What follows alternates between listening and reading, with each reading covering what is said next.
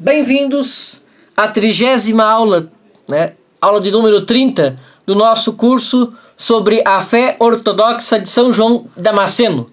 Aula final. Nesta aula, então, vamos ver os ecos tardios e fim da controvérsia iconoclasta e o Concílio de Nicéia II. Então, estamos no Tratado da Controvérsia Iconoclasta 3. No Ocidente, então, reinava Carlos Magno.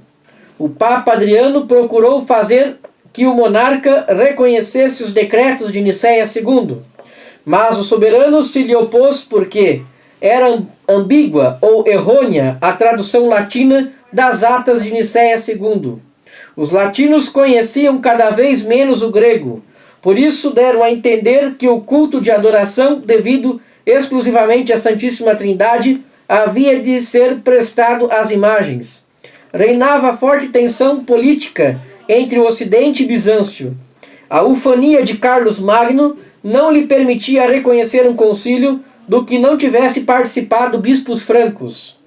O rei então convocou um concílio de 300 bispos francos para Francoforte em 794. Sob a presidência de Carlos, os conciliares condenaram as decisões do Niceno II. O Papa Adriano I, que defendia o concílio de 787, tomou uma atitude de reserva e prudência para evitar ulteriores amarguras ou mesmo represálias da parte do monarca. Em breve, porém, também no Oriente foram atacadas as decisões do Niceno II. O imperador Leão V, em 815, renovou o iconoclasmo, atribuindo ao culto das imagens as desgraças do império na guerra contra os sarracenos. Os decretos de 754 foram postos de novo em vigor. Os monges, mais uma vez, foram especialmente atingidos. Como na primeira fase da disputa se distinguira São João Damasceno, qual campeão da ortodoxia, nesta segunda etapa sobressaiu o monge Teodoro, de Estudita, intrépido entre os maus tratos, a flagelação e o exílio. A perseguição durou cerca de 3 decênios, paralelamente à primeira fase do iconoclasmo, depois de 3 imperadores heterodoxos.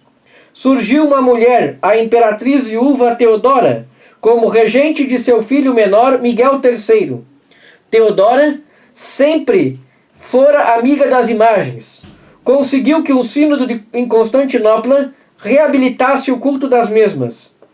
Para a perpétua recordação deste feito, os gregos introduziram no seu calendário a grande festa da ortodoxia, que todos os anos, no primeiro domingo da Quaresma, comemorava esta vitória e todas as demais vitórias levadas sobre as heresias na igreja. Sabe-se que até hoje os orientais dedicam grande veneração aos seus ícones, símbolos de valores transcendentais. O ardor da nova discussão comunicou-se também ao Ocidente. Em 824, o imperador Miguel II mandou uma legislação ao rei Luís o Piedoso dos francos, convidando a uma ação comum iconoclasta. Luís, com a licença do Papa Eugênio II, em 825, reuniu bispos e teólogos em Paris a fim de estudarem o assunto. Essa assembleia manifestou-se no sentido do Concílio de Francoforte, que, aliás, tomou posição contra o Niceno II. Mas, em termos assaz ambíguos, como se depreende desta fórmula, as imagens não devem ser nem adoradas, nem veneradas, nem destruídas, mas hão de ser conservadas em memória daqueles ou daquilo que representam. Não se sabe nada. Não se sabe qual tenha sido a atitude do Papa diante desse pronunciamento de pátria. Finalmente, o bibliotecário Anastácio refez a tradução das atas do Concílio de Nicéia II sob o Papa João VIII. Isto permitiu que as determinações conciliares fossem finalmente aceitas no Ocidente. Grande parte da problemática se achava na deficiência de tradução. Como se percebe, a veemência e a duração da controvérsia iconoclasta se deve ao cesaropapismo dos imperadores. Os papas perceberam que nada mais tinham a esperar dos imperadores bizantinos, pois desde a época do arianismo, século IV, haviam frequentemente favorecido as heresias e perseguido os pastores e fiéis ortodoxos. As suas intervenções dogmatizantes eram muitas vezes movidas por razões políticas.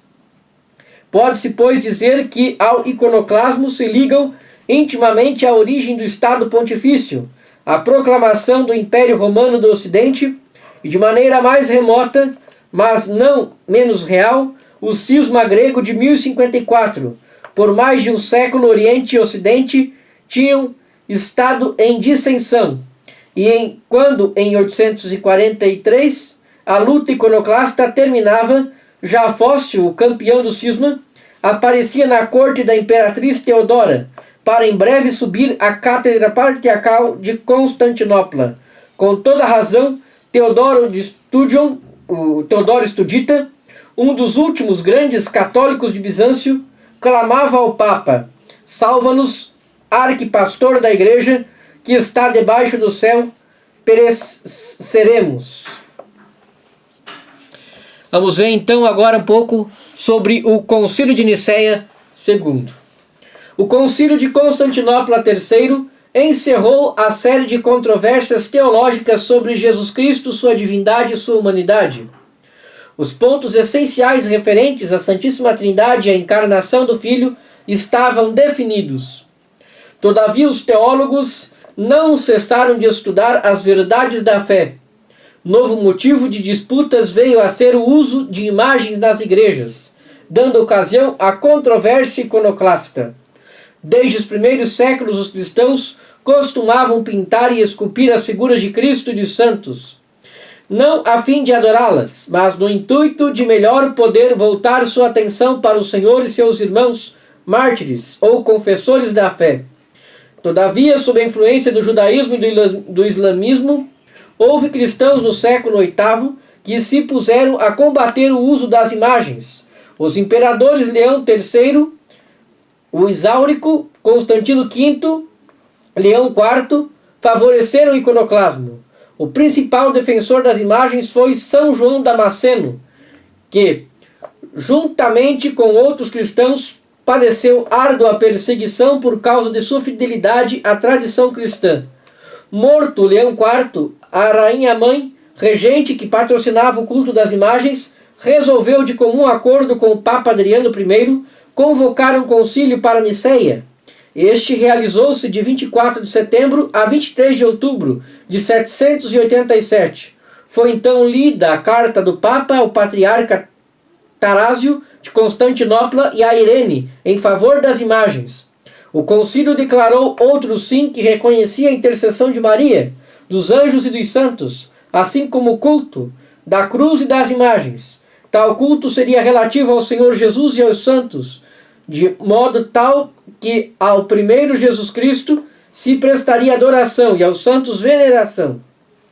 Após o concílio, a luta ainda continuou, salientando-se então o patriarca Nicéforo de Constantinopla e o monge Teodoro Estudita como defensores das imagens. No Ocidente, o imperador Carlos Magno mostrou-se propício ao iconoclasmo, o que não teve graves consequências na vida do povo cristão.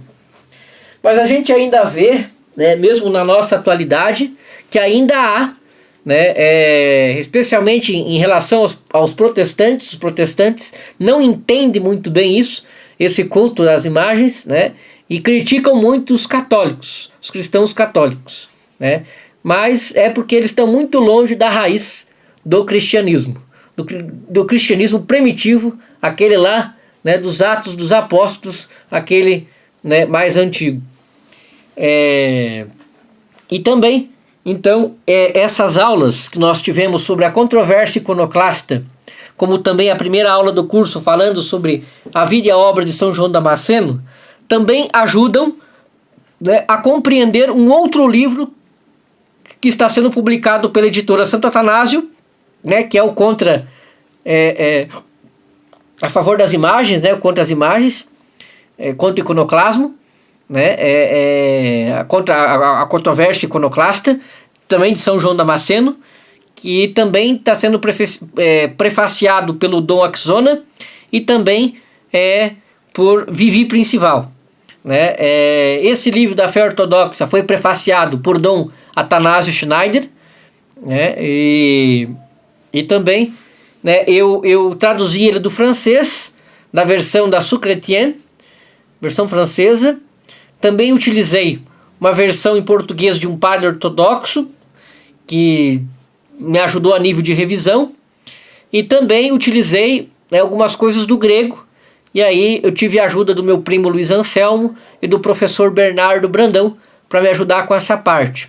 Espero que vocês tenham gostado né, gostem do livro, comprem, adquirem o livro, né? Eu irei fazer também um curso de teologia dogmática para a compreensão dos padres gregos, que também muito vai ajudar a entender o conteúdo dessa obra, e também estarei disponibilizando. Como também, quando chegar o livro, quando tiver o livro aqui impresso, eu também vou estar lendo e comentando um por um dos capítulos. Então espero que vocês tenham gostado desse nosso curso, dessa nossa aula. Muito obrigado pela sua atenção.